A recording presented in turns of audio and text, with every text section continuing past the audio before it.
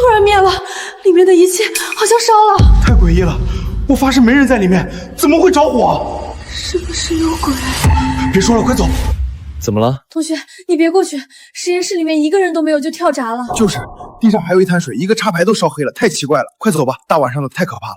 烧黑的插排，地上有水，而且没人在里面。我去看看。都别靠近，保持现场。我已经通知导师了，可是导师不在啊，那就我来负责。你们都撤离到走廊尽头。我能去看看吗？不行，我是实验室助理，现在这种情况大家都不要进去。林展，发生什么了？这么晚了，怎么还没回去？周老师，实验室突然断电，精密仪器损毁，现场有水渍和烧黑插排，疑似短路，但情况异常。你在这维持秩序，联系你们导师，我先进去看看。好的，周老师。听说楼里跳闸了，我来检查电闸。这不是普通短路，插排的烧点太均匀了。同学，请你退后，非相关人员不得进入实验室。我只是大一新生，我想知道这起事故为什么像意外，但又完全不像意外。什么？林展让他跟着去看看吧。观察力强的学生有时候比我们更快。一会儿跟紧我，不许碰任何东西。水渍是从仪器这边延伸到插排的，而且插排烧点只有外侧，说明短路从外往里烧。总闸没坏，应该是局部短路，但是线路没问题。这不是设备自身故障，短路温度不够高。那是……有没有可能是有人先操作设备，再造成短路？林展，你带着这位同学先回去，你导师联系我了，说明天查一下值班表再调查。师傅，麻烦你了。没事，周老师，您有事还叫我就成，我先回了。同学，老师、学姐，我是物理系新生顾宁，我想加入你们一起调查这件事情。明天来实验室门口集合。林展，你记得带着值班记录。好。谢谢周老师。昨晚值班的学生是小吴，他说做完实验就走了，没有4节设备，不是来自仪器内部，是来自外部插排。电路没问题，那就是实验室内部有人违规用电。水渍的痕迹太规整了，像是被人碰倒后扩散的。如果是意外，水渍应该会更乱。你是说是有人故意造成短路？我不确定，但这不像不小心。林展，你去把昨晚值班学生叫来，我要问他几句话。周老师，我真的没乱碰，我都是按规程做的。你昨晚使用了哪些设备？电老铁、搅拌器、电脑，还有一个插排，3个大功率设备共用1个插排。我那天赶进度就一起用了。你实验结束后有没有检查插排是否沾水？水？我没倒水啊。实验室规定，同一插排严禁接入2台以上大功率设备，这是实验室安全红线，你不知道吗？对不起学姐，我知道，但那天太忙了。那你最后离开实验室的时候，插排是热的还是凉的？热的，好像有点热。这就对上了，负载过热，再加上可能接触到水就会短路。但是，为什么你说自己没碰水？我真的没倒，我怀疑是别人进来过。实验室昨晚上锁了，谁还能进来？也许我们看到的是有人故意制造的意外。你们看，插排烧点呈圆形是集中受热的缘故，只能说明一个点，在短路前，插排已经长时间高负载。我刚才检查了通风口，没有被撬动痕迹，门是从内部开的。那水的问题怎么解释？如果不是小吴倒的，那是谁倒的？难道真的有人故意进来制造事故？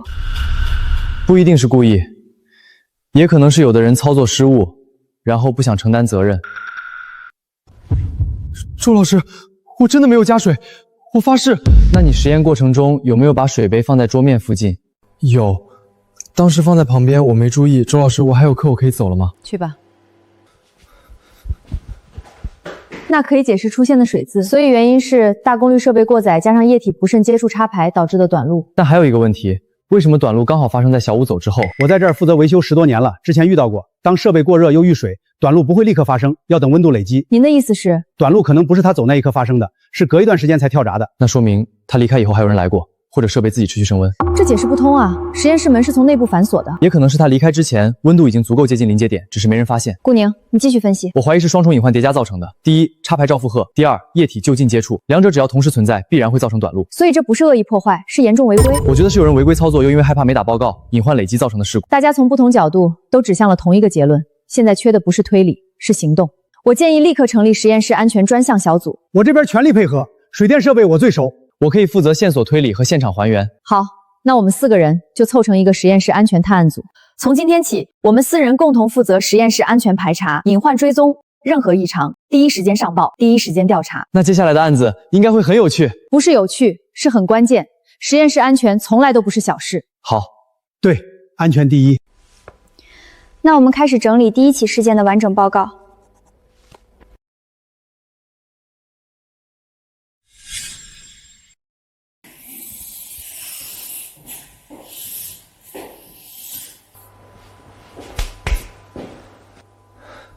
周老师、学姐，我把整个事故链还原出来了。你说，当晚值班生小吴同时在一个插排上接了电烙铁、搅拌器、电脑3台大功率设备，直接超载。他又把水杯放在桌边，不慎溅出水渍，渗进插排。水杯，小吴昨天不是说没倒水吗？高负载发热遇水形成漏电，热量慢慢累积，等他离开10几分钟后，才突然跳闸短路。原来是这样，难怪短路刚好发生在他走之后。也就是说，这不是灵异事件，不是恶意破坏，而是典型的违规叠加隐患。对，这种延时短路最隐蔽，人走了才炸，看着像闹鬼，其实是安全意识太差。实验室安全规范明确规定了，同一插排禁止接入2台以上大功率设备，液体必须远离电源。小吴已经承认违规，记过并补全安全培训。这件事也提醒我们，必须有人专门盯实验室安全。看来成立专门小组的事是时候提上日程了。周老师，那我们还要继续查下去吗？我支持查下去，实验室安全是非常重要的，我们可以把案件都收集起来做成科普资料。我可以负责规范太账、现场管控、水电线路、设备维修，我全包了。周老师觉得呢？好，我会上报领导。从今天起，我们4人正式成立实验室安全探案组。我负责专业判定与科普，顾宁负责推理还原，林展你要负责守好安全底线，张师傅查硬件隐患。今后实验楼所有异常事件由我们统一排查，保证不放过任何一个隐患。那把这起案件做成安全警示案例，全院学习。好，要让大家必须记住，大功率必须分路供电，液体远离电器，离开前必断电源，查台面。学姐，之前的实验室安全宣传视频做得怎么样了？基本差不多了。周老师上报了学院，学院已经同意我们继续收集案例素材了。真好，我最喜欢探案推理的感觉了。我倒是希望这种事情越少越好，素材多了，证明大家违规多了，也就更危险。学姐说的是。里面味道好刺鼻，我头好晕，待2分钟就喘不上气。怎么回事？化学实验室里有股味儿，谁进去都待不了。别慌，先到通风处，不要返回。林展姐，我们要立刻封锁现场。行，我马上去通知周老师和张师傅。怎么样了，周老师？气体浓度偏高，属于挥发性有机物质刺激，不是剧毒，大家别恐慌。进去之前要戴好口罩，我去开总排风。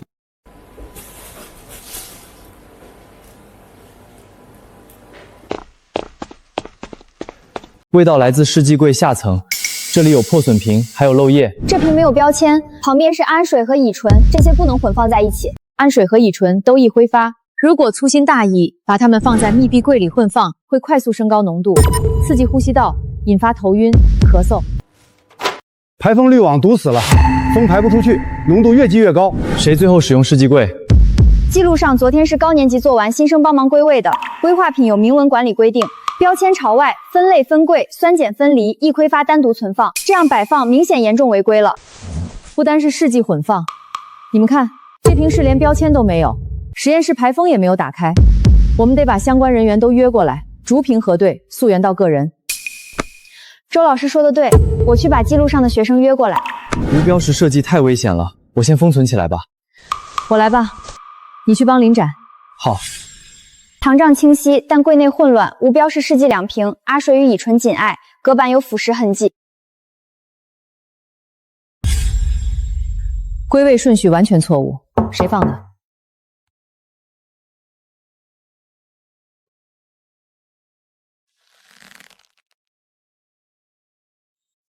昨天我们看架子空了，就直接塞进去，没看标签。学长说随便摆一摆就行，我们不知道不能混放。试剂不是普通物品，是危化品，标签脱落必须立即上报，严禁无标识入库。不是自己取用的试剂不许随意归位，这是实验室红线。你们第一天上学吗？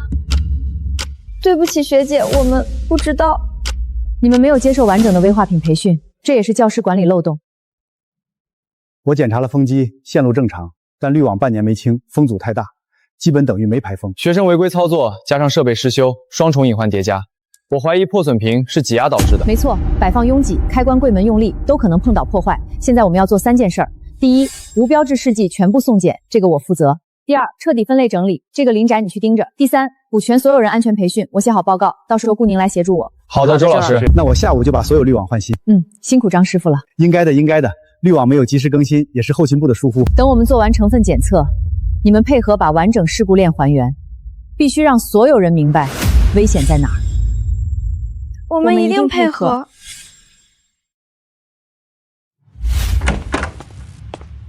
周老师，检测报告出来，结果怎么说？结果确认了，破损瓶是酰胺水与乙醇混放挥发，形成刺激性混合气体，浓度超标3倍，无标签、混放、归位错误、通风失效，4项违规全部命中。我完整复盘一遍吧。首先是高年级学生用完试剂未归位到位，第二是新生不懂规范随意塞放，然后导致了瓶体挤压破损，挥发气体排不出去，在第2天开门瞬间冲出，导致学生不适。周老师，滤网我拆下来了，堵的全是灰尘，风根本出不去，实验室也没有联系后勤更换维修，这点也写上吧。很多同学觉得味道大一点忍忍就好，但长期吸入会损伤呼吸道黏膜，处在这种高浓度下，可能会引发呕吐、胸闷，甚至诱发哮喘。我们必须用这件事儿做一次全员敬事教育。隐患不可怕，可怕的是知道的人不当回事，不知道的也就被带着不懂、不查、不改。我会上报学院，这种情况必须要全面整改，分类分柜、色标管理、标签全覆盖、滤网全换，同时建立责任制度，谁取用、谁归位、谁负责。硬件我保证到位，制度我负责对接，负责老师来落地。我帮学姐。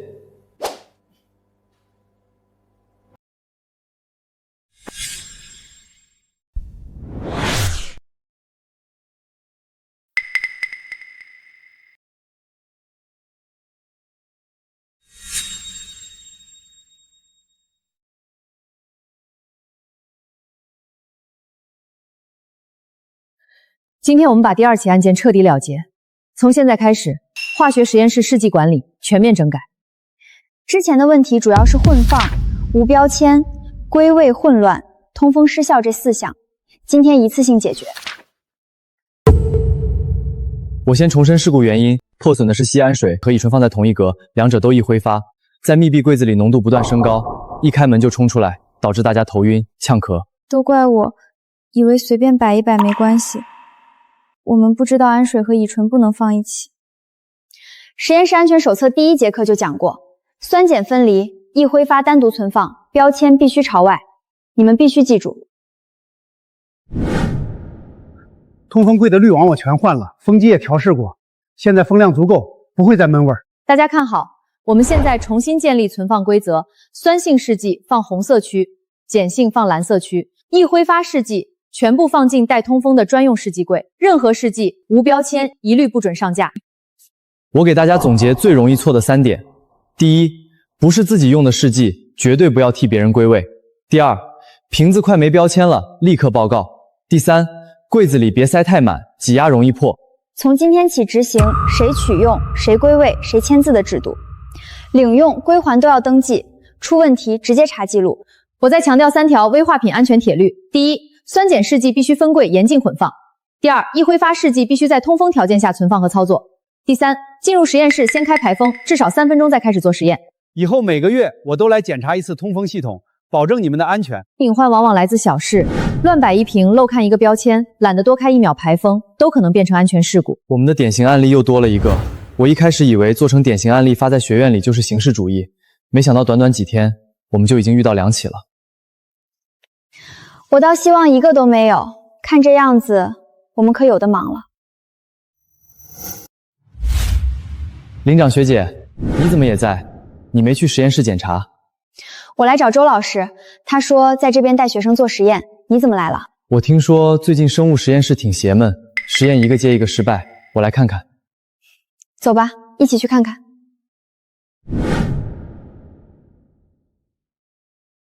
周老师，全完了，培养了1个月的细胞全部回中，死亡，数据全没了。别慌，保护现场，不要碰任何按钮。顾宁、林展，你们跟我来看看怎么回事。小周，去叫张师傅。我来了。小顾上午就给我打电话了。温度显示39摄氏度，标准培养温度是37摄氏度，持续超温。我查一下运行记录，最近1周温度曲线一直在往上飘，显然没有校准过。这个插座不对劲儿，摸上去发烫，外壳有点焦。我就是看插座不够用，把培养箱、冰箱、离心机都插在同一个插排上了。你知不知道这是严重违规？精密恒温设备绝对不能和大功率制冷设备共用电源。我明白了，冰箱启动的时候电压会突然下降，培养箱的温空气以为温度不够就拼命加热，一来二去温度直接飘上去。细胞对温度非常敏感，超过38.5摄氏度就会大量凋亡，39摄氏度持续2小时，基本全部死亡。我去测一下电压，果然，冰箱一启动，电压直接掉1节，培养箱扛不住这种变动。再加上温控仪长期没校准，误差越来越大，最后彻底失控。这不是设备故障，也不是意外，是违规供电加失准校准双重隐患造成的事故。小杨，你虽然不是故意破坏，但违规操作导致科研数据全部损失，这个教训必须记住。我真的不知道共用插排这么危险，我在家也没事啊。实验室设备和家里能一样吗？一点点电压变动都能毁掉整个实验。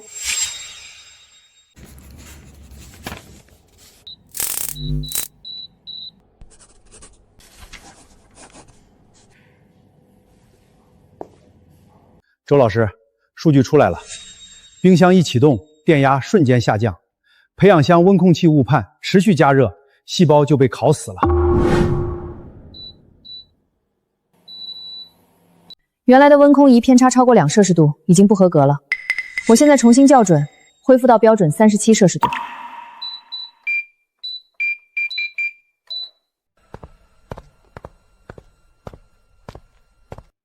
生物实验室安全规范写得非常清楚，培养箱、冰箱、离心剂必须独立插座、独立回路。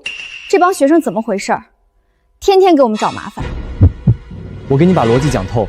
第一，共用插排会导致电压不稳，造成温控失灵。第二，长期不校准，温度就会偏移，那样你们的样本基本全军覆没。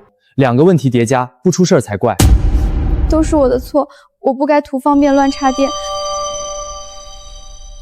知错就改，比什么都重要。但科研安全不能只靠自觉，要靠制度。我现在就给培养箱单独拉一条专线，装稳压模块，以后电压再变动也影响不到它。从今天起，建立培养箱日常巡检台账，每天早中晚3次记录温度，异常立刻上报。每周必须校准1次温控。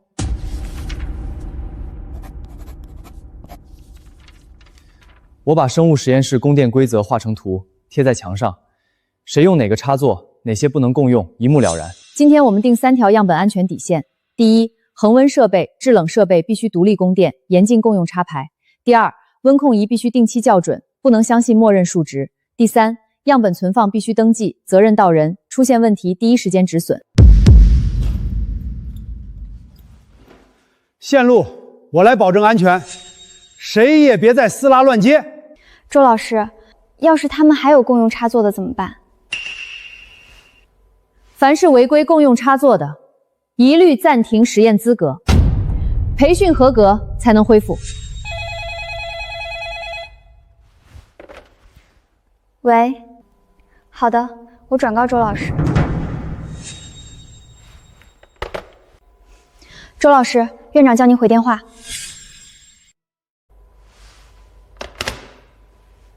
周老师，院长叫您回电话。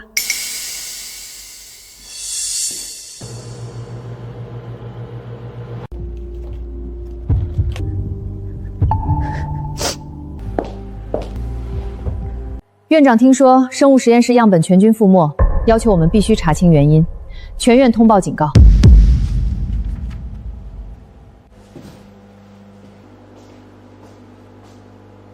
真相已经很清楚了，小杨把培养箱、冰箱、离心机3台大功率设备共用1个插排，导致电压频繁波动。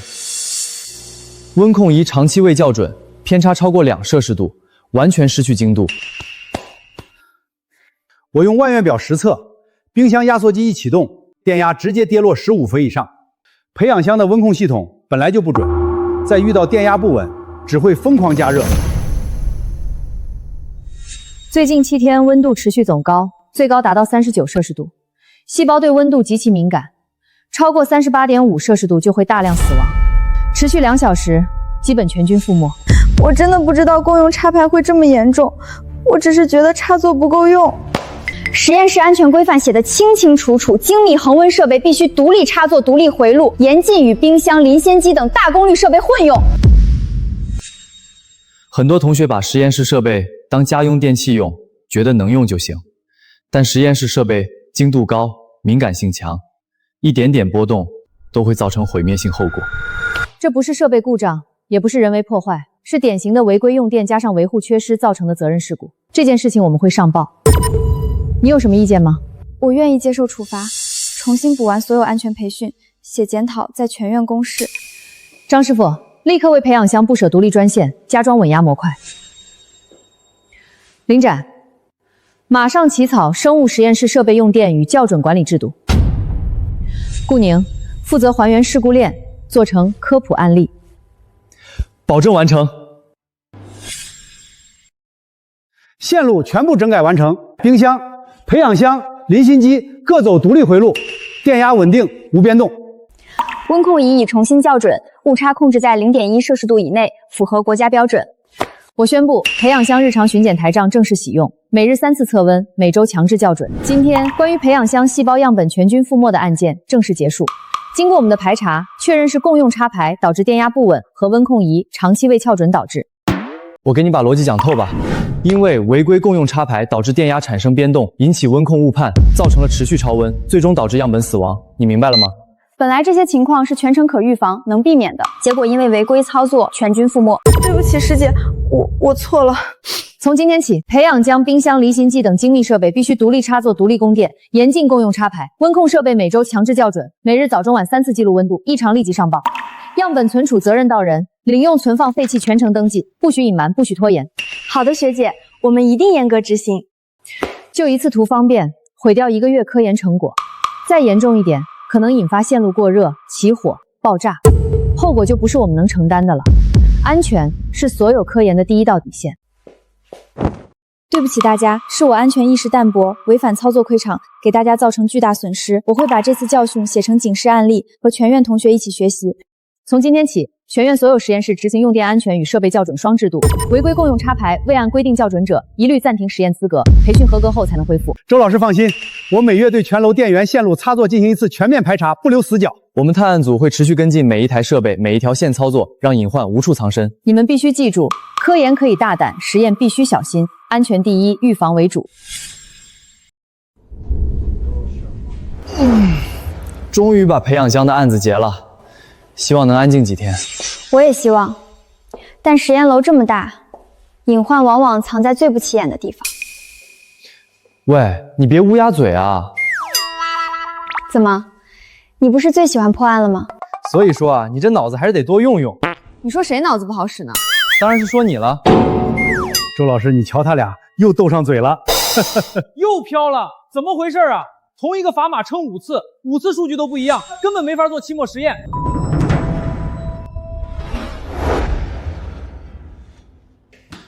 周老师，你们来的正好，快来帮我看看，我已经校准3次了，水平炮也没问题，数据还是乱跳。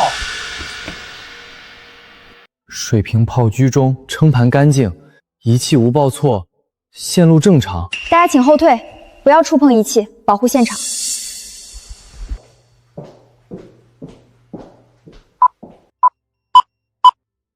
情况怎么样？仪器本身看起来没有故障，但数据持续漂移，最大偏差接近0.1克，完全不符合1/1000精度标准。这条桌腿松了，地面瓷砖也不平，常年使用没检修过。这台天平正好正对通道，人来人往，开门关门，隔壁走动都会产生震动。精密天平对震动极其敏感，我判断这不是仪器故障，而是实验台不稳加上环境震动干扰导致的精度失效。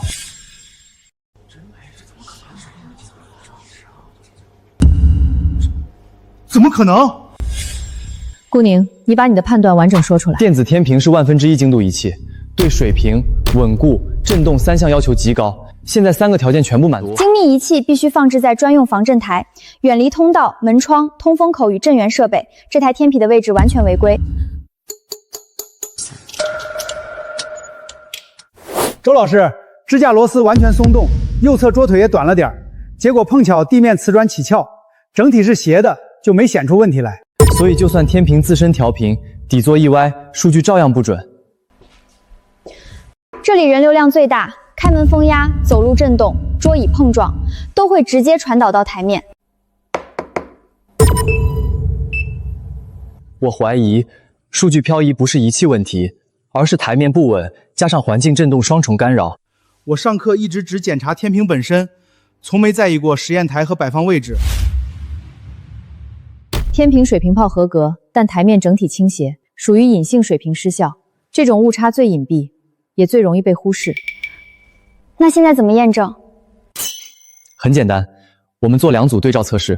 第一组，原位置正常走动；第二组，加固台面，禁止震动。我马上把桌腿拧紧，垫平地面。等您固定好，我们用同一个砝码现场测试。好，就用数据说话，还原真相。现在开始3组验证，用同一个标准砝码测试。第一组，在原位置测量，松动台面。林展姐，你组织大家模拟学生正常走动。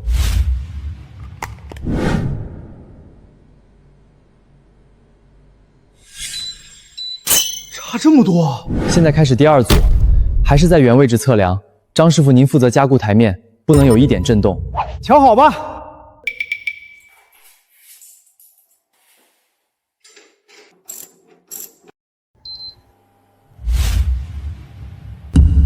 现在开始最后一组，去周老师那边，在室内安静、少人走动的新位置测量，同时加固台面，禁止震动。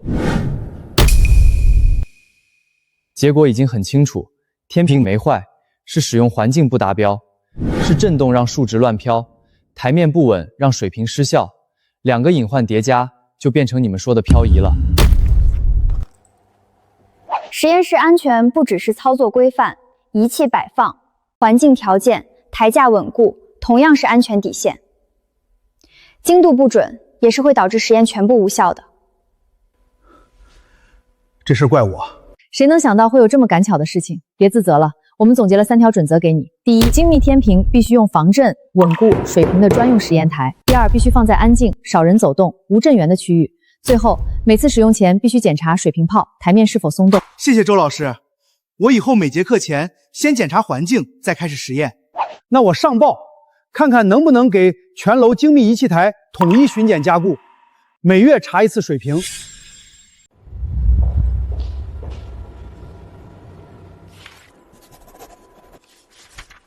今天我们正式结案第4起实验室安全事件。我来取个名字吧，就叫天平的离奇偏移。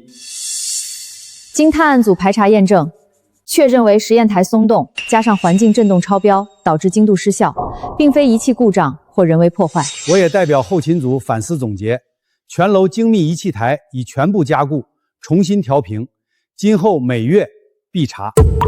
好，顾宁，你协助林展总结一下这次的情况，我和张师傅先去开个会。好的，周老师。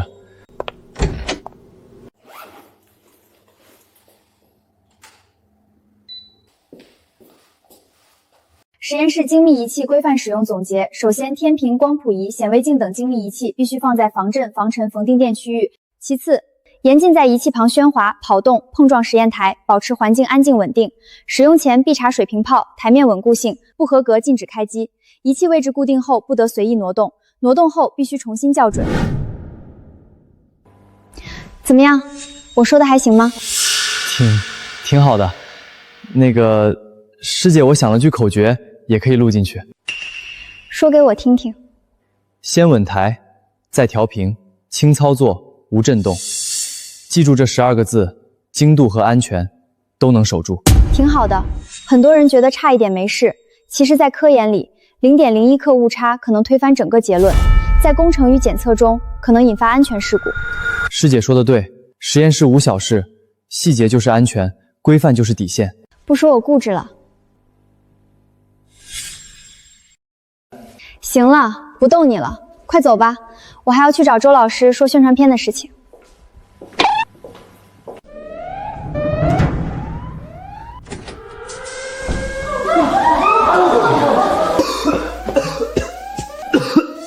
通风柜不动了，气体出不去，报警器响了。还有什么情况？眼睛都睁不开，再待一会儿要晕倒了。去通知所有人员立即撤离到走廊安全区域，关闭实验室门。有毒气体检测报警，难道是通风柜失效了？师姐，我去找周老师他们。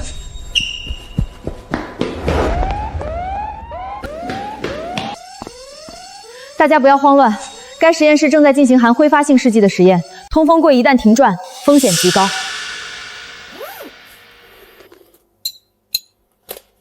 我去切断总电源和风阀，防止气体继续扩散。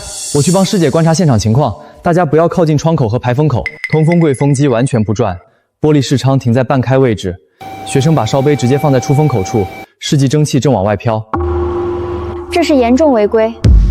通风柜操作时，视窗开度必须严格受限，试剂不能阻挡出风口。立刻封锁实验室，禁止任何人进入。还真是消停不下来啊！别贫了，快去干活。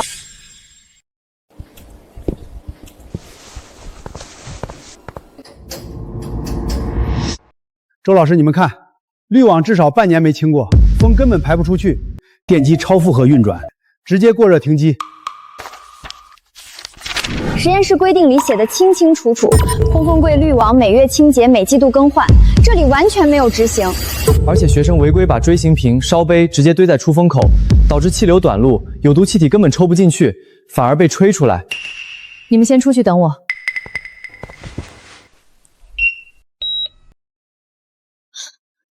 怎么样，周老师？是丙酮与乙酸乙酯蒸汽浓度超标，一旦遇到静电或明火，极易引燃，甚至爆炸。我只是为了方便，把东西都放在手边。方便？你知不知道通风箱是实验室第一道生命防线，出风口被挡等于防线作废，而且之前又不是没出过问题，为什么不长教训？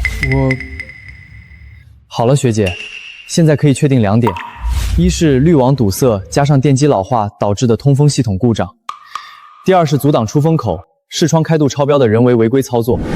2个隐患同时爆发，才导致这次险情。这不是偶然事故，是长期违规、长期失修叠加的必然结果。你们说着，我先把旧滤网拆下来，电机也要全面检测，不修好绝对不能再用。我这就去调取近半年的维护记录，必须追溯责任人。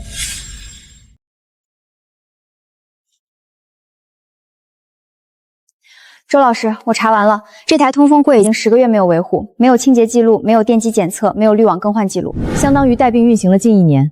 这就是典型的不坏不修、不想不管，隐患一天天累积，最后直接失效。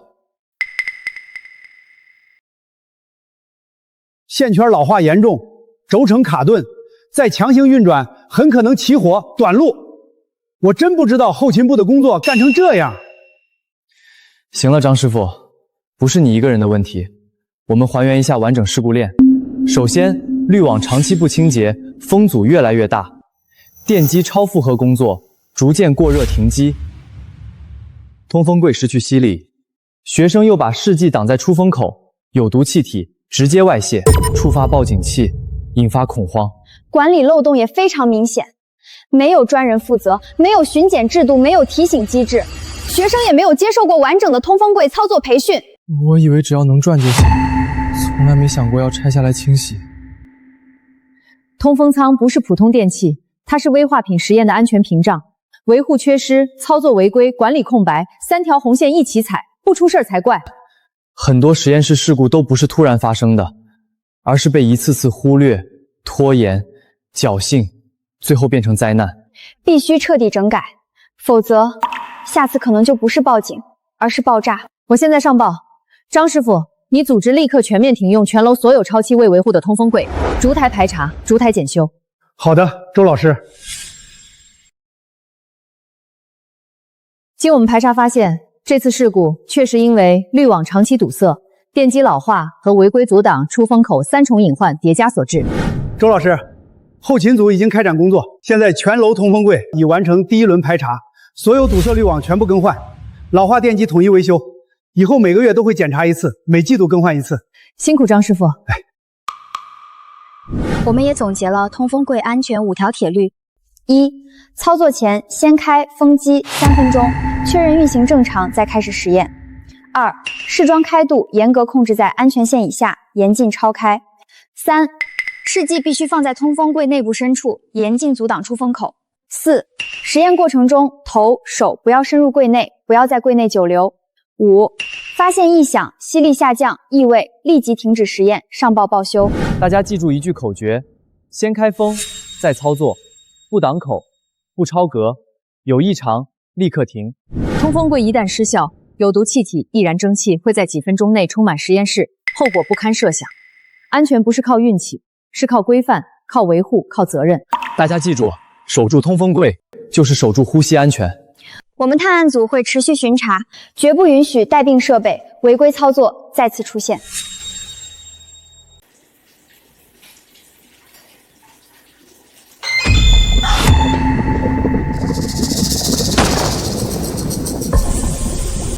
炸了！废液桶自己冒泡了，刚才还好好的，突然就这样了，会不会爆炸？所有人后退，不要靠近，不要用水冲！别乱动，酸碱混合反应很危险，容易喷溅。大家撤离到实验室门口，保持通风，不要围观。我来处理。这种情况我见过，是酸碱混装了。大量气泡，快速升温，白烟，典型的强酸强碱中和反应。现在还在剧烈反应，必须等它稳定才能处理。我再三强调过，这是第几次了？又是实验室明确规定的内容。酸性废液、碱废液、有机废液必须分桶收集、分类贴标，严禁混装。怎么还是有人违规倾倒？立刻封锁危险区域，禁止任何人靠近。等反应减弱后，再做成分检测。好的，周老师。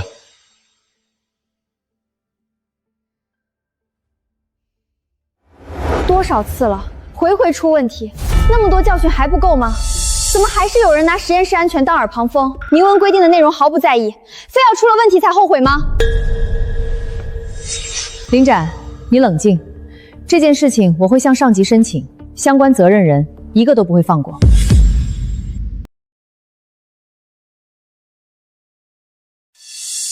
温度降下来了，可以检测了。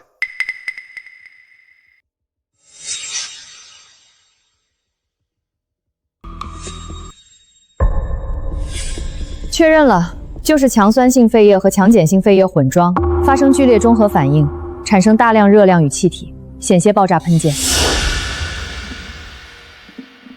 有机废液桶是空的，酸碱桶都没贴标签，桶身脏污看不清标识，明显是倾倒时根本没分类。最近一节课是无机化学实验，产生盐酸、氢氧化钠2类废液必须严格分开。谁最后倾倒废液？我倒过，但是我没看桶上的字，看哪个空就倒哪个了。小曹他们也倒了，我以为废液都能装在一起。实验室最基础的安全规范，酸、碱、有机3类废液绝对不能混装。你们把安全守则当耳旁风吗？强酸强碱混合，瞬间放热，液体沸腾喷溅，一旦溅到皮肤眼睛，会造成重度化学烧伤。这不是小事，是人命关天的事。林展，你去把所有学生集中到实验室，逐一核对废物倾倒情况。周老师，我挨个问过了，这节课上6个小组全都没有按规定分类，有的酸倒进碱桶，有的把有机废物倒进无机废物桶，完全乱倒。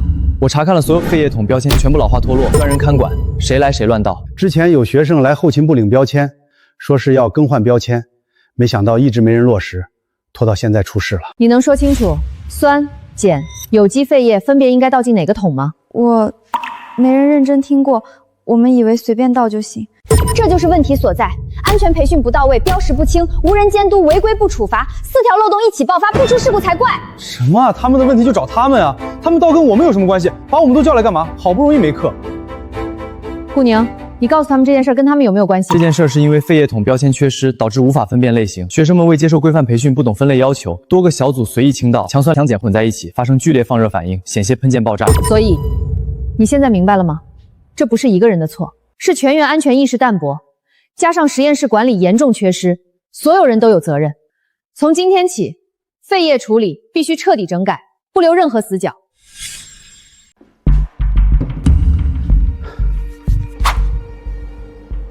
按国家标准，红色倒酸性废液，蓝色是放碱性废液，黄色就是有机废液，这样一目了然。我就不信还有人会认错，我看谁还敢乱倒。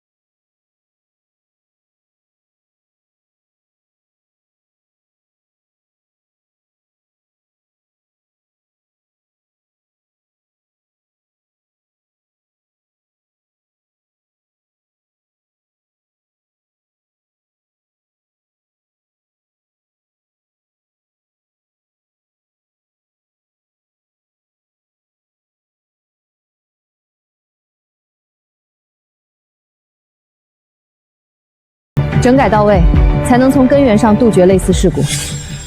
今天，我们正式结案第6起实验室安全事件。经探案组排查，确认为强酸强碱废液混装，标签缺失、培训不足引发的剧烈反应，险些造成爆炸喷溅。所有废弃废液已由专业机构回收，新废液桶全部到位。今后每周检查标签，每月清理清运。接下来我说的5条铁律，大家务必要记住：一是废液必须分类收集，分色桶装，红酸、蓝碱、黄有机严禁混装。2. 倾倒前必须核对标签，看不清标识的桶坚决不用。3. 倾倒后必须签名登记，责任到人，全程可追溯。4. 严禁将固体杂物、碎玻璃、试剂瓶丢入废液桶。最后，发现混装、泄漏、发热、冒烟，立即撤离，上报，禁止自行处理。废液处理是实验室最高危环节之一，一次乱倒可能导致喷溅、烧伤、爆炸、中毒、环境污染，安全没有侥幸，规范就是保命符。从今天起，学校新增专用废液分类收集点，实行统一登记、统一转运、统一处理。探案组每周巡查，发现违规，全院通报。守住废液安全，就是守住实验室的最后一道防线。实验室里安全没有小事，细节决定一切。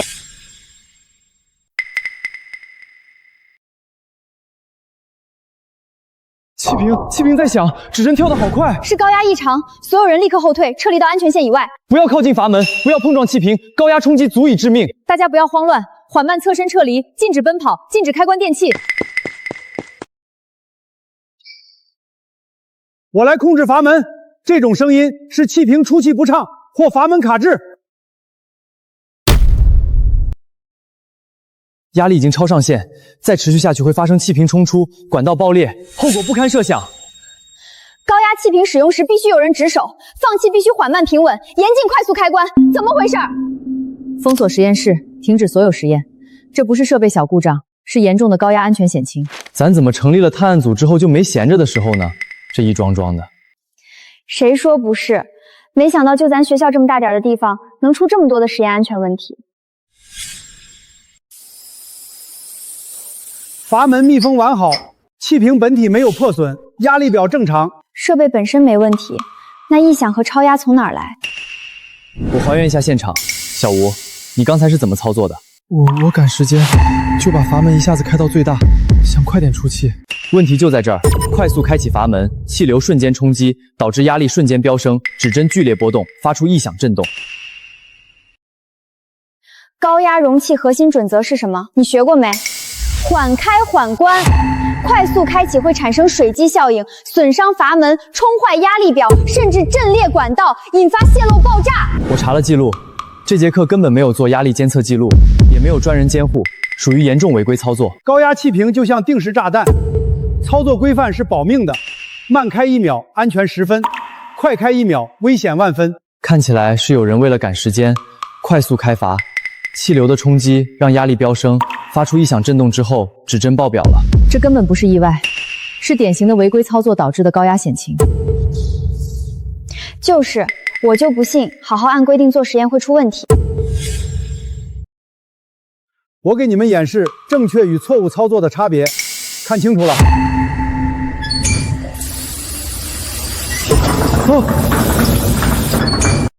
看清楚了吗？这就是快开。演示2，缓慢开阀。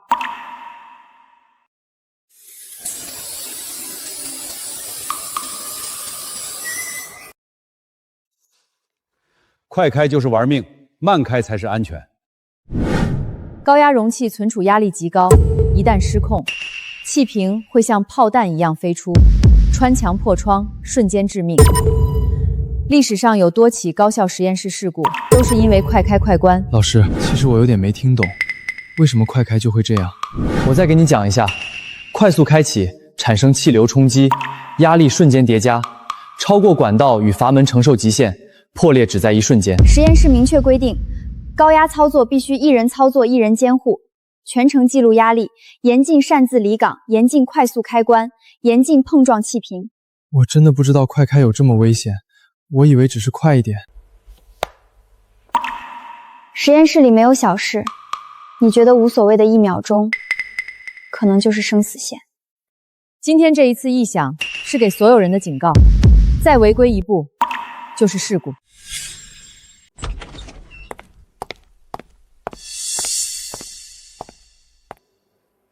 今天的事情经探案组排查，可以确认为快速开启阀门加上无监护操作和无压力记录3重违规引发的高压险情。全楼高压气瓶已全面排查，阀门、压力表、管道全部检验合格，气瓶全部加装固定链、防倒架。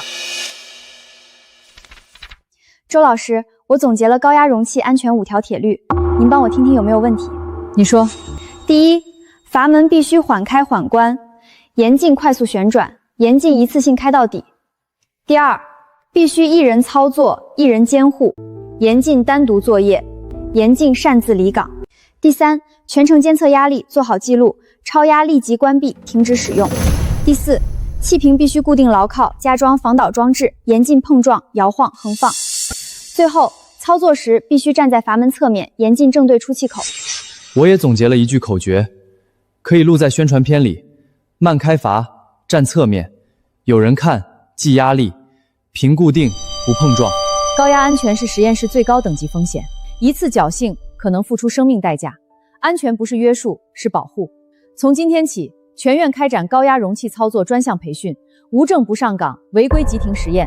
探案组全程监督巡查。周老师说的没错，敬畏高压，遵守规范，才能守住生命安全。说得对，安全没有下一次，只有每一次。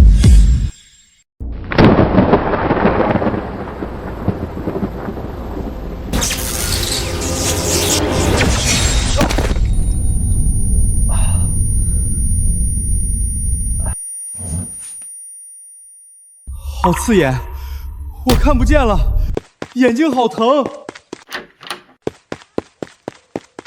怎么了？我在调激光，突然闪光，我没戴眼镜。所有人不要进入，激光属于强光辐射，可能造成视网膜灼伤。不要揉眼睛，先到光亮处休息，我马上联系校医。激光设备绝对不能深夜私自操作，这是严重违规。激光功率被调到最大，防护挡板没关，护目镜扔在一边，设备处于未授权运行状态。这是典型的违规使用激光设备，没有防护，没有审批，没有监护。这本就不是今晚的预约实验，是有人私自留下来加班操作。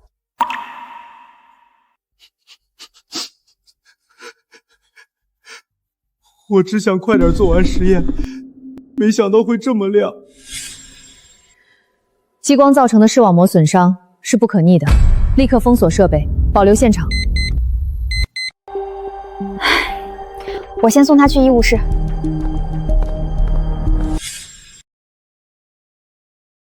医生诊断为视网膜光损伤，短期视力模糊，需要长期休养，幸好没有造成永久失明。你们看，功率被调到350秒毫，远超安全教学范围。这类功率必须在全封闭、全防护条件下使用。我检查了现场，3个致命问题：第一，未佩戴激光专用护目镜；第二，未关闭安全防护挡板；第三，擅自调高输出功率。我看别人好像也这么做过，以为短时间没事。别人违规不是你违规的理由。激光是隐形伤害，等你感觉到疼，已经晚了。激光设备属于特种管控设备，不是普通实验仪器，必须双人双锁，授权使用，全程防护。线路我查了，设备本身没问题，是人为操作一步步把风险拉满。王浩私自进入实验室，但是未登记、无监护，也没带护目镜。在实验过程中，他擅自调高功率，导致调试时产生反射闪光，强光直射眼底，造成的视力损伤。又是这样，每次都是因为不遵守实验室安全规定造成的。我们的宣传片第1集已经做好了，明天就能发布到学校网站上。真希望他们看见之后就别再犯了。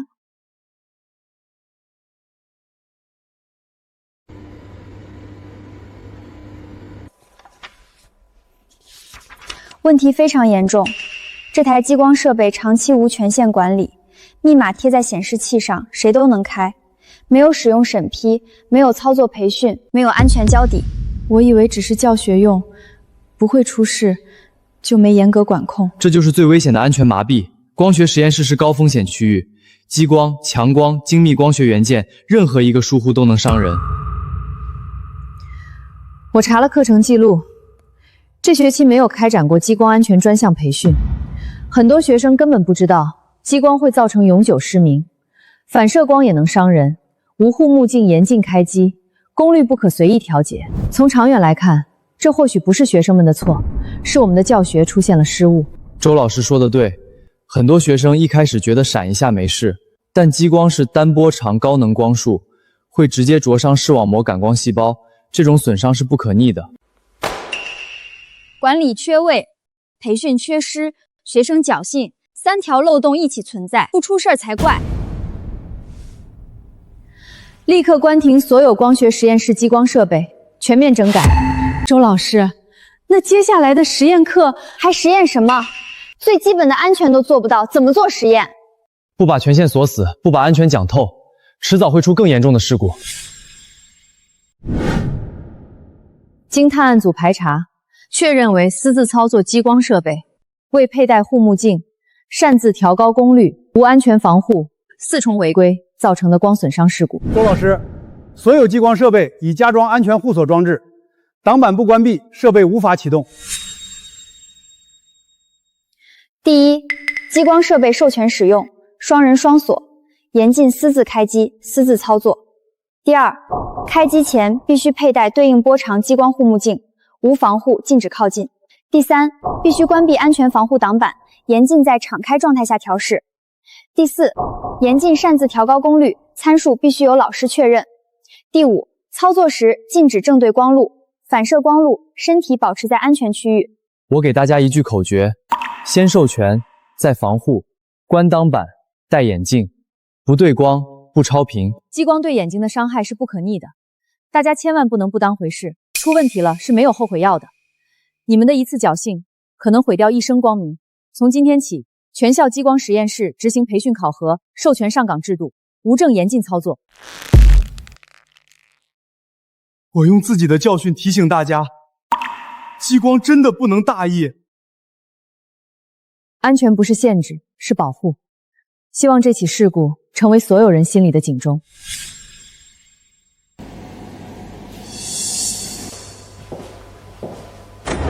周老师，不好了，-80摄氏度冷冻箱温度一直在升，样本要全毁了。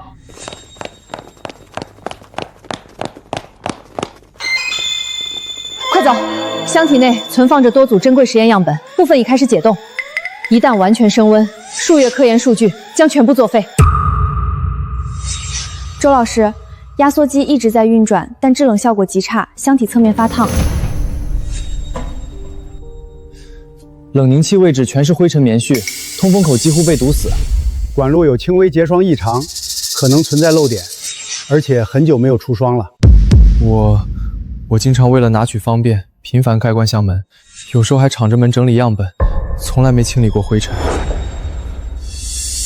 低温冷冻箱是高精密设备，长期积灰、频繁开门、管路失修，3项隐患叠加，必然导致温控失效。冷冻箱一旦失控，不仅样本报废，制冷剂泄漏还可能引发安全风险。先转移剩余可用样本到备用冰箱，保护科研成果。必须马上停机检修，再继续运行会烧坏压缩机。立刻封锁设备，停止使用。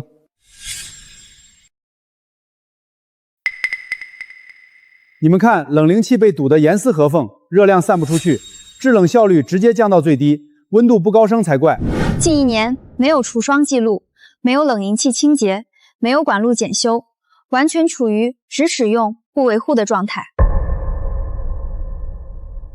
蒸发器结霜厚度超过3厘米，严重影响制冷，属于长期不除霜造成的故障。制冷管路有轻微泄漏，制冷剂不足，再运行2天，压缩机直接烧毁，整台设备报废。频繁开门会导致热空气大量进入，增加压缩机负荷，同时加速结霜，进一步降低制冷效果。我以为只要不关电源就没事，从来不知道还要清洁、除霜、检查管路。低温设备和普通冰箱完全不同，负80摄氏度超低温冰箱对散热、密封性、维护频率要求极高，一点疏忽就会失控。现在事故原因已经清晰：第一，冷凝器严重积灰，散热失效；第二，长期不除霜，制冷效率骤降；第三，管路泄漏，制冷机不足；第四，学生频繁开门，负荷超标。这不是设备自然损坏，是典型的重使用轻维护导致的责任事故。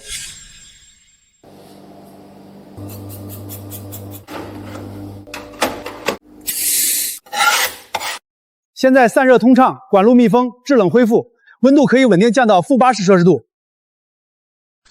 每日记录温度，每周检查结霜，每月清洁冷凝器，每季度全面检修，所有操作必须签字确认。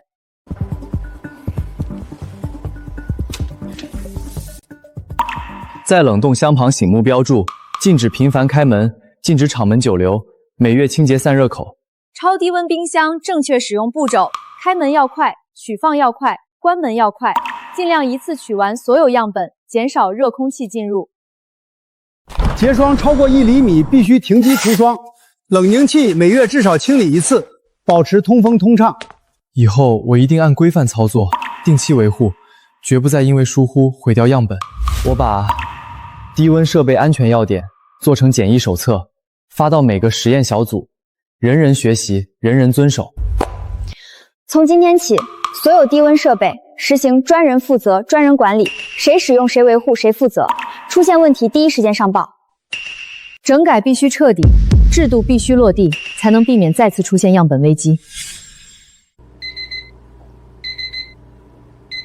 冷冻箱异常升温的事，经探案组排查，确定为冷凝器严重积灰，加上长期不除霜，制冷管路泄漏，加上频繁开门，4重隐患叠加导致的温控失效。全楼低温冰箱已完成全面检修，全部清理散热系统，补漏除霜，后续每月固定巡检维护。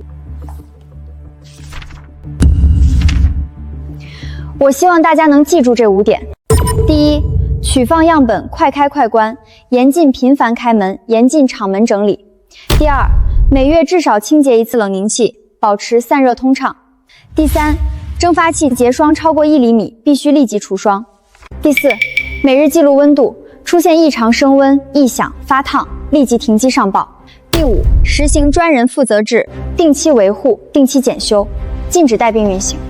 我给大家一句口诀：快开门，常清灰，勤除霜，记温度，专人管。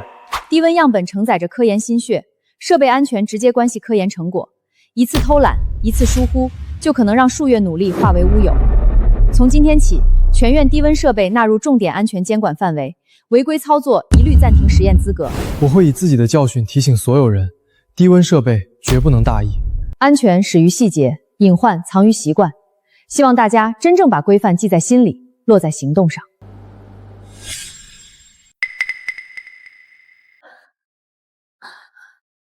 漏水了，天花板在漏水，下面就是插座，水已经滴到插排上了，刚才还冒火花了，太危险了！快走！一旦水进入电路，会直接引发短路跳闸，甚至触电起火。所有人员立刻撤离实验室，不要触碰任何电器开关，不要靠近漏水区域。大家不要慌乱，沿着墙边缓慢撤离，保持安全距离，不要围观。我先去关水阀。这种情况大概率是管道老化或者接口松动。漏水点正上方是旧水管井，管道年代久，接口密封老化，再加上近期气温变化，热胀冷缩，导致开裂渗漏，水流方向正好对着强电区域，属于高危水电叠加隐患。这栋楼的水路系统已经超过5年没有全面检修，只做过简单应急维修，属于典型的历史遗留隐患。水阀关掉了，但是管道里的存水还会继续滴一段时间，必须立刻断电。立刻切断该区域总电源，禁止任何学生返回实验室，直到隐患彻底排除。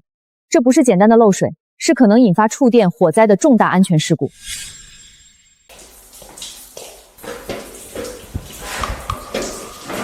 你们看，接口完全老化，密封圈失去弹性，轻微震动就会渗漏。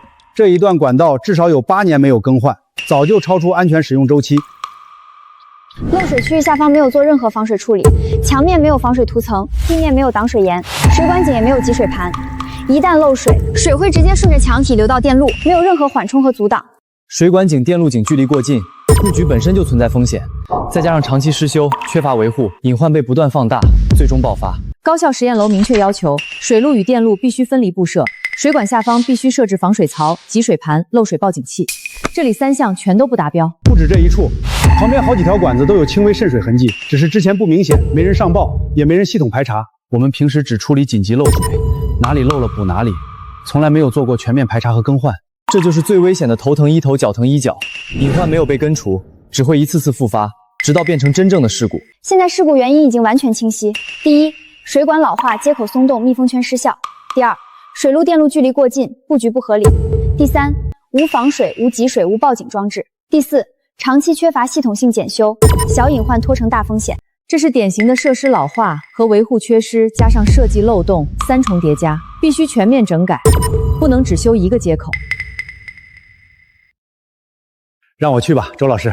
好。所有开裂、松动、老化的管道全部更换为新型耐腐蚀管材，接口重新密封加固，从根源上杜绝渗漏。我还在水管下方加装不锈钢集水盘与漏水报警器，一旦出现微量渗水，立刻声光报警，第一时间预警。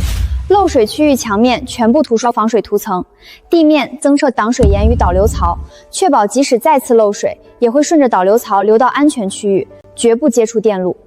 学姐，我去配合后勤人员对电路进行移位，实现水电彻底分离，所有插座、配电箱远离水管、水槽、管道井，从布局上消除交叉风险。今天让大家亲眼看到整改全过程，就是要让所有人明白，水电安全是实验室的生命线，一丝一毫都不能马虎。遇到漏水，第一先断水，第二再断电，第三撤离，第四上报，4步流程必须记牢。大家记住，每日查看管道、墙面、地面有无渗水、潮湿、发霉；每周测试漏水报警器；每月全面检查水管接口与阀门。从今天起，实验楼水电安全实行责任分区，每层每间实验室都有专人负责，发现隐患立即上报，绝不拖延，绝不隐瞒。周老师，您看看，所有老化管道更换完毕，防水、集水、报警装置全部安装到位，电路移位整改合格，地面干燥，墙面整洁，隐患彻底排除。大家记住，整改到位，制度到位，责任到位，才能真正守住实验楼的水电安全底线。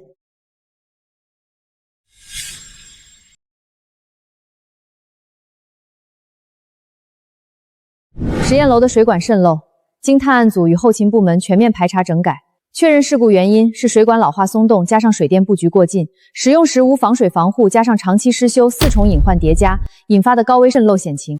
全楼水管已完成全面更换与加固，每层都加装漏水报警器、集水盘、防水导流槽，实现水电分离布设。今后每月1次全面巡检，每季度1次专项维护。第一，水路与电路必须分离布设，严禁水管靠近插座、配电箱、电线槽。第二，水管下方必须设置防水、集水、报警装置，做到微量渗漏早发现、早处理。第三，管道、阀门接口定期更换，严禁超期服役、带病运行。第四，发发现漏水渗水、墙面潮湿，第一时间断水断电，立即上报，严禁自行处理。第5，实验室严禁撕拉乱接电线，严禁改造水管，所有改动必须由专业人员操作。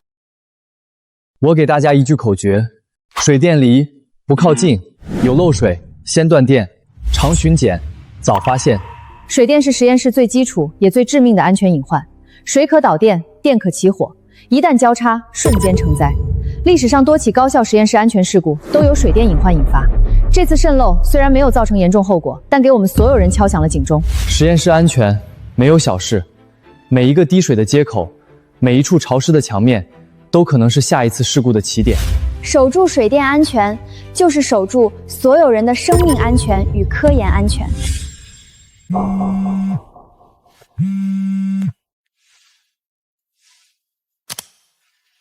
旧化学实验室连续出事，领导要求咱们立刻到场。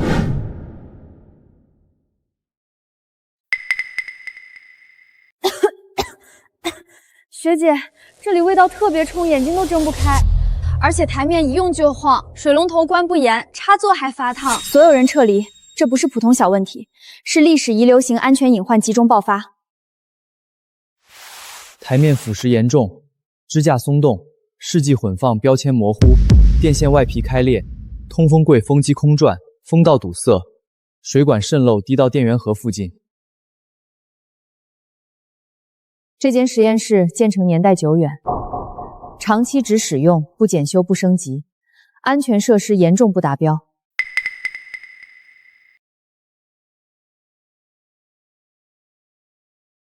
通风失效，电路老化，水管渗漏，试剂柜锈蚀，实验台不稳，几乎全是硬伤。更危险的是，水电交错，危化品存放不合规，应急喷淋与洗眼器完全失效，一旦发生泄漏、起火、爆炸，逃生都困难。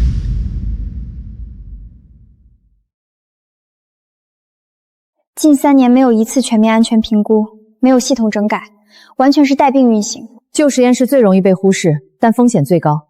我去联系领导，看能不能立刻停用这间实验室。这一次，我们要一次性把所有陈年隐患彻底清零。说得对，事不宜迟，咱们现在就去看看。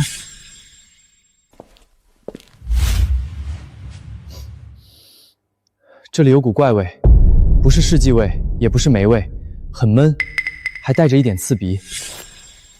我也闻到了。旧实验室封闭时间长，很容易藏隐蔽隐患，大家分散查看，不要触碰任何物体。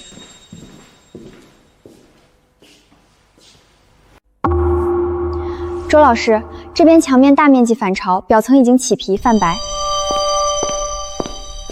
潮气这么重，说明长期有水分渗入，没有及时处理。这片区域之前是做什么的？我看过档案，这里早年是临时储物间，长期堆放废弃材料，一直没有做防潮处理。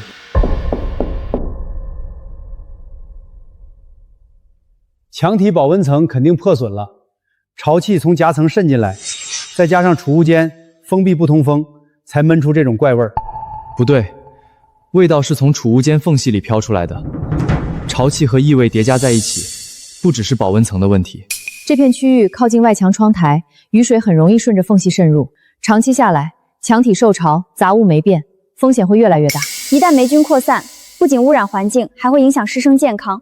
如果潮气接触到电路，还可能引发短路。现在不能贸然拆墙，也不能随意翻动储物间，先封锁反潮区域，禁止堆放任何物品，防止隐患扩散。同意，张师傅，明天重点检查外墙窗台密封情况，找到潮气真正源头。林展，整理旧储物间历史使用记录。放心，我带齐工具，一定把源头找出来。我马上核对档案，把历年堆放物品、封闭时间全部理清。旧实验室的隐患，往往藏在看不见的地方。这只是第一步，后面还有更多问题要解决。我先拆开吊顶边缘，看看墙体夹层里面是什么情况。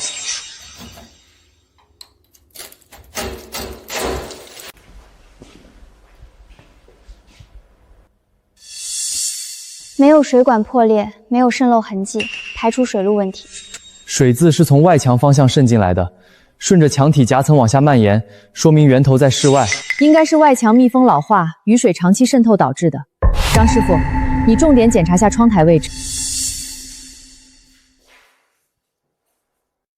找到了，窗台密封胶完全老化开裂，一到下雨天，雨水就顺着缝隙钻进墙体，日积月累，整片墙都泡透了。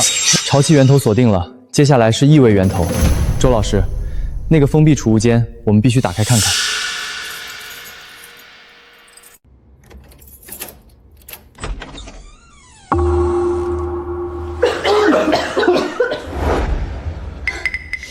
全是易燃杂物，长期密闭不通风，难怪会没变。异味就是这么来的。废弃纸箱属于易燃物，在实验区内大量堆积，一旦遇到明火或电路火花，极易引发火灾。再加上潮气侵蚀，双重隐患。现在逻辑清晰了，外墙密封失效导致了雨水渗入墙体，保温层破损，墙面就会大面积反潮。储物间长期封闭，又堆了很多杂物，味道就是细菌霉变产生的。必须先把储物间清空，再更换窗台密封胶，从根源阻断潮气入侵。林展，你去分类登记，把可回收物品收纳妥当。张师傅负责废弃杂物按规定清运，绝不随意堆放。周老师说的对，先清隐患，再修硬件，一步都不能马虎。我去给师姐帮忙。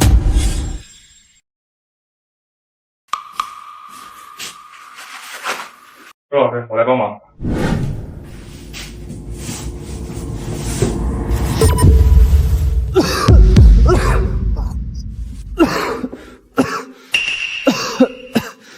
这粉尘好呛人，喉咙好痒。快后退到通风处，不要吸入霉变粉尘。旧储物间长期封闭，霉菌滋生产生的粉尘会刺激呼吸道，敏感人群容易出现咳嗽、头晕等症状。先别搬了，咱们先出去检查一下通风情况。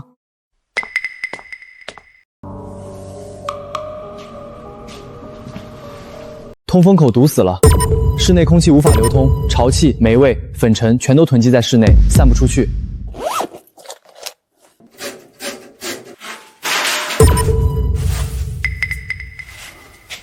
全是常年积累的灰尘和碎渣，根本没人维护，风都透不过来。封闭环境下的霉变粉尘属于典型的环境安全隐患，不仅影响健康，还会加速设备和墙体老化。对不起，我没想到这里风险这么大。不怪你，旧实验室长期无人管理，很多隐患都是日积月累形成的。现在最重要的是先保障安全，再继续清理。现在大家干好3件事：第一，打开门窗，强制通风，先把室内粉尘与浊气排空；第二，全面疏通所有通风口，恢复空气流通；第三，清理时佩戴口罩，避免粉尘吸入。我记录下来，旧实验室通风系统必须纳入重点整改清单，定期疏通维护。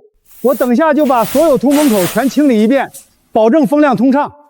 大家注意，实验室安全不只是仪器操作、试剂管理，环境通风、粉尘防控、杂物清理，同样是不可忽视的红线。我先处理外墙窗台，这是阻潮气的关键。旧胶全剔除，缝隙清干净，才能冲打胶，半点马虎不得。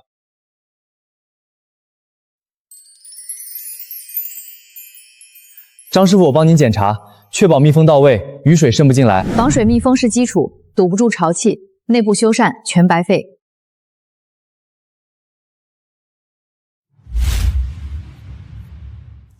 储物间已消毒烘干，后续绝不能堆废弃易燃杂物，避免隐患。师姐，我配合你，划分区域贴标识，做到分类规范。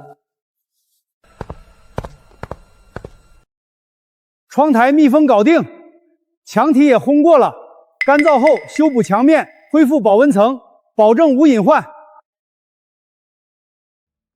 水路、电路通风，墙体一步步来，整改必须标本兼治，不留死角。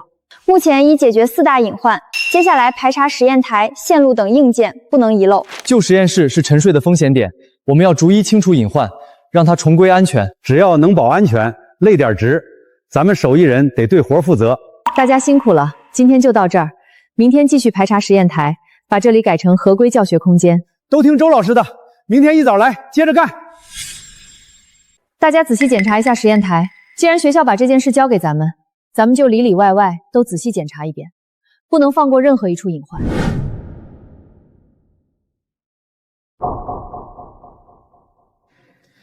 这实验台不稳，支架松动，用力一点就晃。师姐，你记一下这个台位。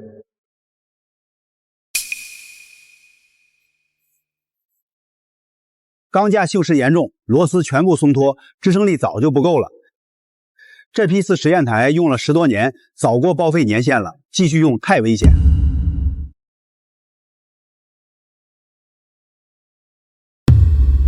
台面老化，耐腐蚀层已经破损，一旦盛放试剂，极易渗透腐蚀台面，严重的还会开裂坍塌，后果不堪设想。实验台是实验室最基础的载体，台架不稳，台面失效，不管做什么操作，都带着安全风险，必须重视。我怀疑台面下面还有隐藏问题，咱们得再仔细看看。底部堆积这么多杂物，一方面会加速钢架锈蚀，另一方面堵塞底部空间，一旦出现漏水漏电的情况，根本无法及时发现。实验台安全规范写得很明确，支架稳固，台面完好，底部无杂物，定期检修。这里一条都没做到，完全不合规。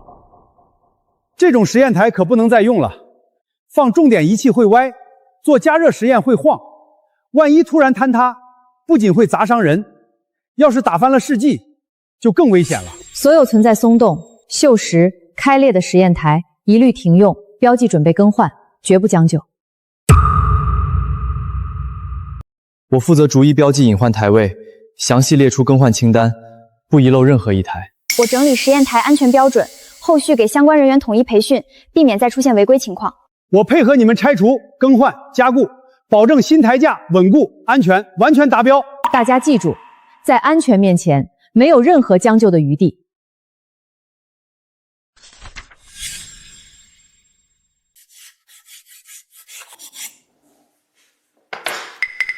我查过了，全市一共12张实验台，8张存在钢架锈蚀、支架松动，3张台面开裂、凹陷明显，已经不能承重。按照高校实验室安全规范，台面出现裂纹、钢架锈蚀超过30%，支架晃动超阈值，必须强制报废更换。我做了承重模拟，用标准仪器重量轻压，晃动幅度超标。如果是加热、加压操作，极有可能侧翻。实验台坍塌，轻则损毁仪器，重则打翻试剂、烫伤腐蚀，后果不堪设想。我还发现，部分实验台下方有局部线路，因为台面晃动、潮气侵蚀，绝缘层已经轻微破损。台面晃动、线路破损、潮气3项叠加，等于触电和火灾双重风险。这种线路我也不敢随便修，必须先拆旧台，再理线路，不然还是越修越危险。现在先将所有隐患实验台全部停用，等后勤部评估之后，统一清场、拆除，更换新型耐腐蚀、稳固式实验台。我来制定更换顺序、安装标准、验收规范。我负责现场定位、布局优化，确保新实验台远离门窗、通风口、通道震动区。我去联系后勤部拆除清运，这回安装加固我亲自盯着，保证每一张都又牢固又稳当。旧实验室之所以事故频发，就是因为该换不换，该修不修。这一次我们不留任何带病设备。张师傅，辛苦你盯着了。应该的。我给大家强调一下本次更换原则：安全第一，施工规范，布局合理，验收严格，所有步骤必须符合最新实验室标准。我负责拆除旧台，大家注意，所有设备都先断电，再清理后拆除，避免砸坏墙面、碰伤线路。我去查了，这次新实验台采用的是耐腐蚀、防渗漏、承重达标的台面，钢架防锈加固，完全符合危化品操作要求。我联系实验室负责人，重新优化了布局。大家看，新实验台全部远离通道、门窗、通风口，减少震动干扰，间距加宽，保证应急疏散流畅。同时同步整改台下线路，更换破损绝缘层，整理线卡，固定线路，做到水电分离，远离潮湿区。施工必须在非教学时段进行，全程有人监护，做好安全围挡，禁止学生靠近。好的，周老师，我去跟后勤组工人们说一声，叫他们拆除下来的旧钢架、旧台面分类清运，按规定处理。我负责现场监督，帮助师傅们核对好尺寸、水平，稳固度，确保安装一步到位。我联合实验室老师制定了实验台安全使用规范，启用前我组织对所有学生培训。干得不错，旧实验室整改，每一步都要经得起检查。实验台是高频使用区域，之后绝对不能再出问题了。老师放心，等全部装好，我们再逐一验收，不合格绝不投入使用。周老师，工具、材料、人员都已到位了，开工吧。旧台锈蚀太严重，螺丝都锈死了，得小心拆，别崩飞伤人。注意下方线路，别硬拉硬拽。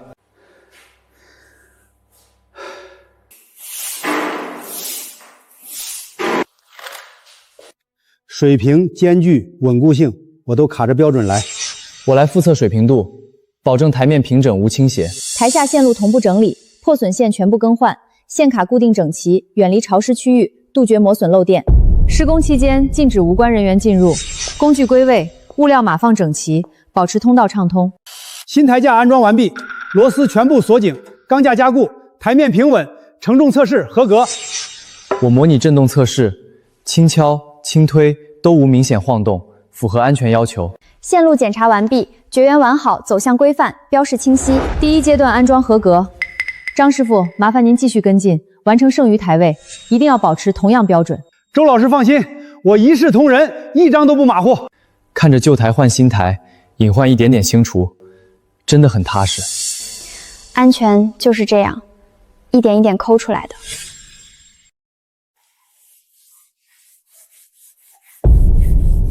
周老师都检查过了，所有台架稳固，水平达标，承重合格，台下线路全部整改完成，绝缘、固定、标识都到位。我已经做了完整稳定性测试，轻压、轻敲，模拟放置仪器均无晃动、无倾斜我异响。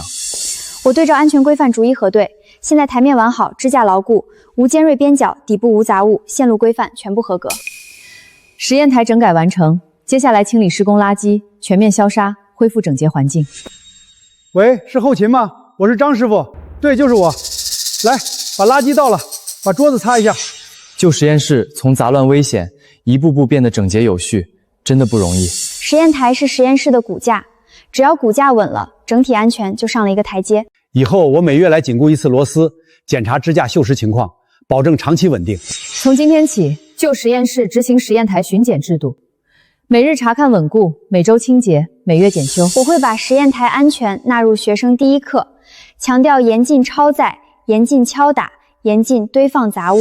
大家都做得很好，实验台整改就收官了，大家回去早点休息，明天还要检查一下储物柜隐患。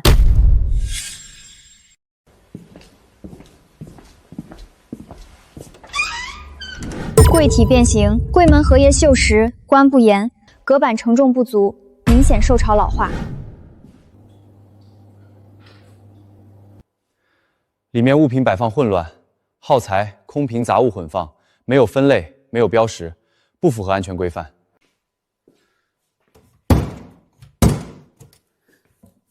这是木质柜体，长期受潮膨胀变形，再用下去会柜门脱落、隔板坍塌，存在很大的安全隐患。储物柜虽小，风险可不小，倾倒、砸落、物品混乱都会造成意外伤害，我们必须重视起来。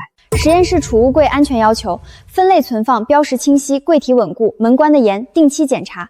这里全部不达标，必须彻底整改。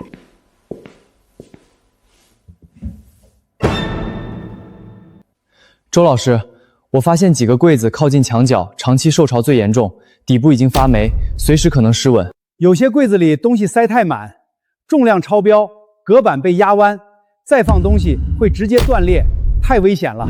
凡是变形、锈蚀、门关不严、隔板塌陷的储物柜，一律停用、清理，准备更换，绝不将就。我来逐一标记隐患柜体，统计数量、位置、问题类型，确保不遗漏任何一个有隐患的柜子。我整理耗材分类规范，以后按类存放，按位摆放，张贴清晰标识，杜绝混乱堆放。我建议统一换成金属防潮储物柜，耐用、稳固、防暑、防霉，适合旧实验室潮湿的环境，能从根本上解决受潮变形的问题。我同意，咱们既然负责旧实验室整改，就要一次到位，不反复，不折腾，彻底解决储物柜的安全隐患。所有储物柜全部打开，逐一检查柜体、柜门、隔板、荷叶，不能放过任何一处隐患。同时把内部物品全部清理出来，分类整理。变形严重5个，柜门损坏3个，隔板塌陷2个，全部达到报废标准，没有修复的必要。内部物品混乱，耗材混放，过期物品未清理，空瓶堆积，无标签没登记，完全不符合安全规范。原来大家都是随手塞，不知道要分类，也不清楚有这么多安全要求，以后一定注意。实验室耗材必须分类，玻璃器皿、纸质耗材、塑料耗材、清洁用品必须分开存放，不能混装，这样既能避免损坏，也能杜绝安全隐患。过期耗材、破损器皿、无用杂物，一律清理清运，不留死角，避免堆积滋生隐患。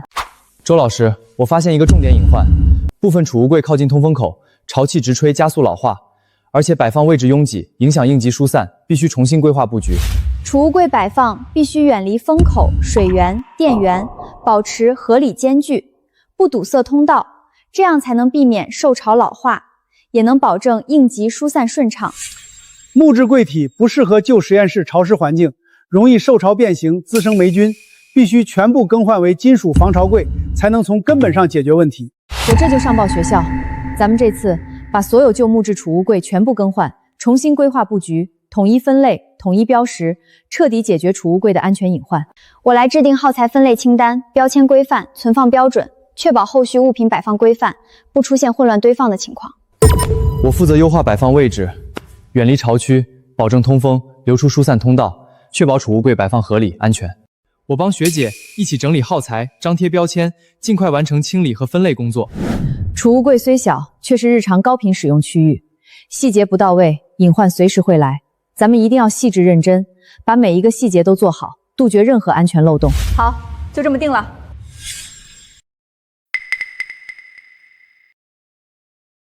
再往左挪一点，对齐地面的标记，远离墙角反潮区，确保间距达标。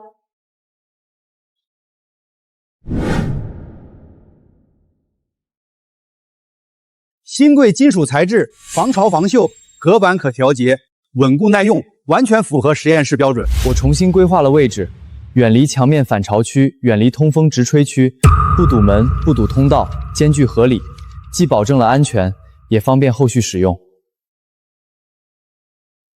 我来执行分类存放，第一柜就放玻璃器皿，第二柜放一些纸质耗材，第三柜放塑料耗材，第四柜就放一些清洁用品。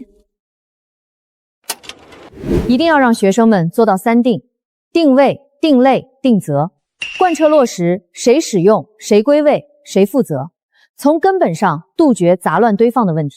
柜体全部固定靠墙安放，防止倾倒，柜门开关顺畅，锁扣完好，大家可以放心使用。内部隔板调整到合适高度，不超载，不挤压，不乱堆，根据耗材的大小合理分配空间，既节省空间，也能避免隔板损坏。我制定了储物柜安全使用守则，可以放到宣传片里。1、禁止混放； 2、禁止超载； 3、禁止暴力开关； 4、定期检查稳固； 5、发现损坏立即上报。不错，内容全面，条理清晰，这样既能规范大家的使用行为，也能提醒大家重视储物柜安全。以后储物柜整改完成后，就实验室环境安全、物品安全、东西安全都会大幅提升。以后每月我来检查一次柜体稳固、荷叶磨损情况，及时紧固螺丝，更换损坏部件，保证柜子长期安全使用。从今天起，这里再也不会出现杂乱堆积、柜体老化的问题，每一件耗材都有自己的位置，实验室也会变得更加整洁安全。周老师，实验室咱们不是已经整改完了吗？怎么还要我们过来？是这样的，学校这边要求我们开展隐患回头看，重点再检查一下隐蔽区域。那好，我们现在就再查一下平时看不见的地方，比如吊顶内侧、墙角缝隙、柜体后方、管道背面。大家看，这就有一处废气接线口，未密封，裸露在外。还有这儿，地面有细微裂缝，虽然不大，但会慢慢渗水，加剧潮湿。墙角一处通风口被包装碎屑轻微遮挡，风量受影响。隐蔽隐患最危险，平时看不见，出事吓一跳。旧实验室必须做到无死角排查。吊顶内线路、废气接口、地面裂缝、遮挡通风口，这些都是容易被忽略的小问题，但叠加起来就是大风险，必须要把这些问题扼杀在摇篮里。走吧，我们再去其他地方看看。所有隐蔽区域必须登记、整改、复核，形成闭环。好，废气接线口，我马上用绝缘材料密封，彻底断电，消除风险。地面裂缝，我配合你清理、修补，做防水处理，防止渗水。我来检查所有通风口，确保无遮挡、无堵塞，风量稳定。大家不要着急，旧实验室整改到这一步，拼的不是速度，是细致。看得见的隐患好清，看不见的隐患难查。今天我们把隐蔽风险全部挖出来。好。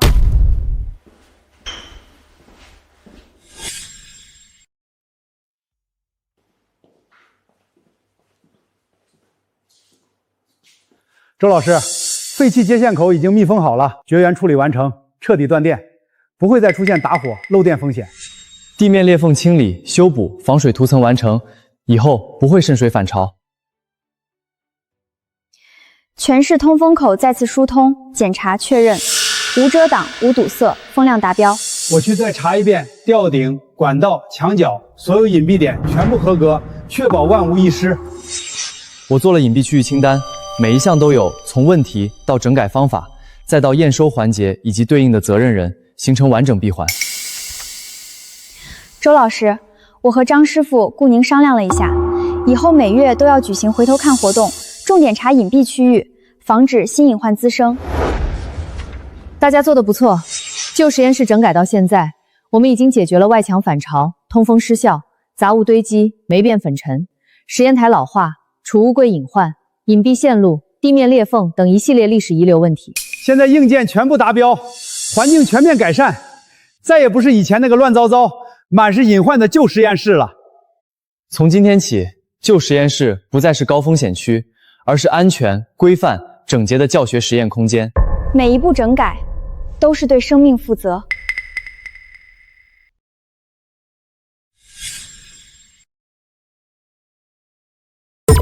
本次验收要覆盖墙体防潮、通风系统、实验台、储物柜、电路安全、地面防水、隐蔽工程、环境整洁8个方面，大家仔细核对检查好。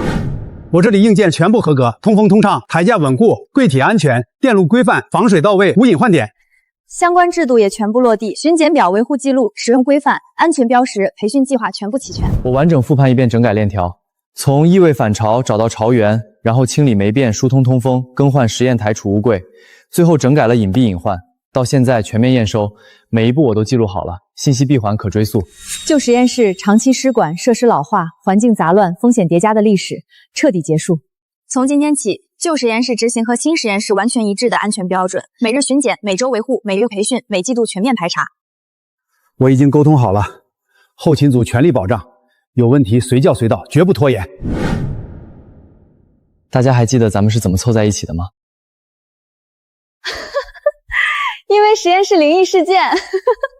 其实我最大的感受就是，实验室根本没有灵异事件，只有被忽视隐患；没有偶然事故，只有一次次违规与失管。我们探案组破的不是案子，是安全风险；守的不是仪器，是每一个人的生命安全。旧实验室整改圆满收官，接下来我们将迎来整个实验楼安全体系的最终总结与成果展示。大家准备好了吗？周老师，大会我也要去吗？当然，没有您，咱们探案组也不会这么顺利。就是呀，张叔，一起去嘛。那我就跟你们小年轻凑回热闹。从今天起，这间困扰学院多年的旧实验室正式恢复安全使用资格，所有隐患清零，硬件达标，制度落地。我在后勤干了快30年，看着这间实验室从新变旧，从整洁变杂乱，今天终于又变回安全规整的样子，心里真踏实。翻开这么厚的整改台账，一页页都是记录，还挺有成就感的。大家知道吗？这些日子我们一共排查整改隐患37项，更换设备12台，梳理制度9条，完善应急预案5项。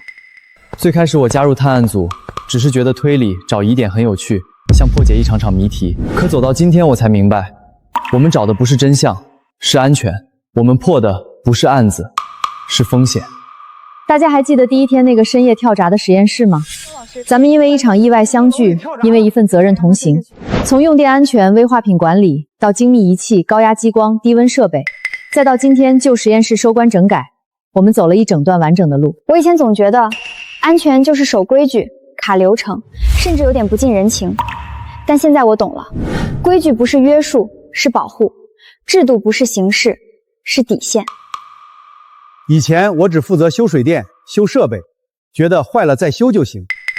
现在我明白，防患于未然，比出事再补救重要10000倍。我们4个人性格不同，分工不同，却因为同一件事走到一起，吵过、急过、坚持过，从来没有放弃过。实验室整改完成，意味着我们探案组的阶段性任务圆满结束。但安全这条路没有终点。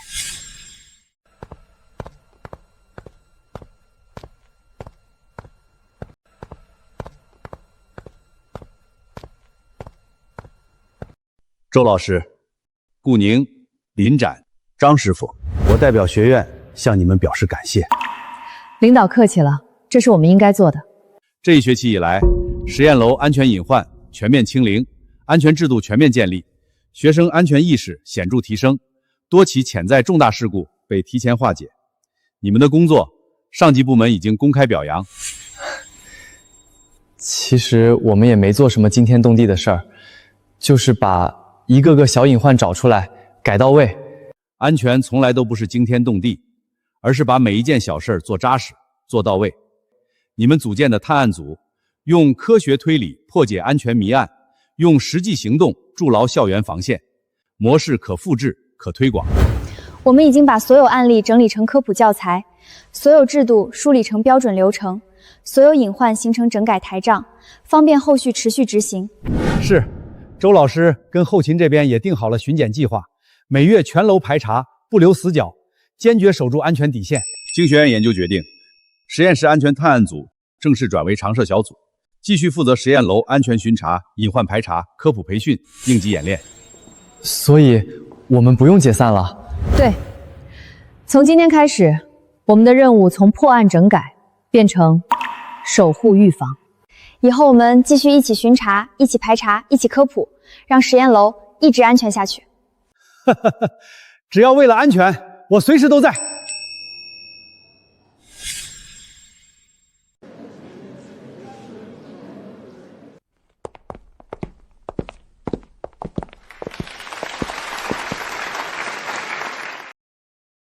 今天我们以一场安全分享会，为这一阶段的工作画上句号，也为长久的安全守护开启新的起点。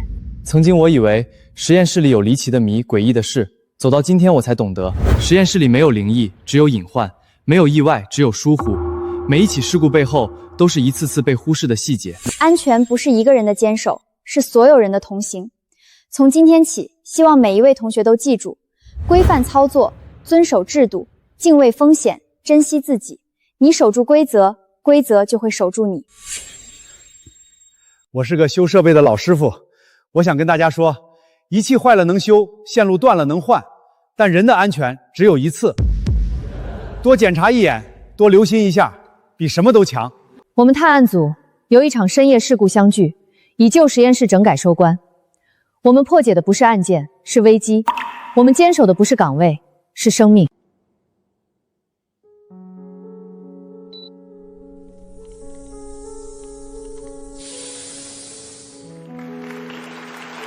安全没有大结局，永远只有进行时。我们会一直在这里，继续巡查，继续排查，继续守护。实验楼的每一间实验室、每一台设备、每一条线路都会被认真对待。只要有隐患，我们就出现；只要有风险，我们就化解。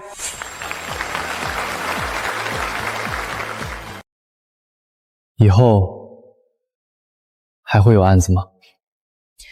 最好永远都没有。